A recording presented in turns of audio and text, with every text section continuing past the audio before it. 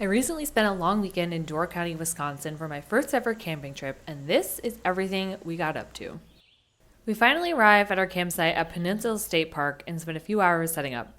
Once we had our campsite set up, we cooked dinner, get a fire going, and roast marshmallows. The next morning started with a bike ride around the park where we were staying at, followed by a drive to pick up our kayaks in Bailey's Harbor for some time on Lake Michigan. After exploring shops around Bailey's Harbor and grabbing pizza for lunch, I enjoyed a very relaxing, quiet nap in a hammock at camp.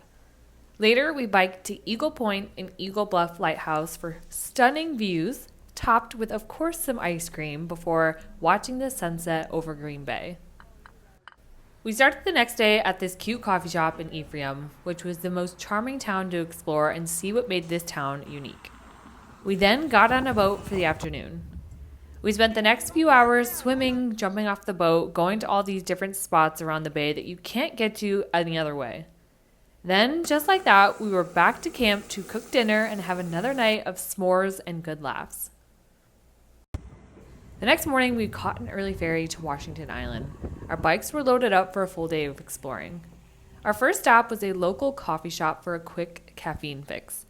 Then we pedaled to Schoolhouse Beach, where smooth white limestone rocks replace sand and the water's so clear you can see straight to the bottom.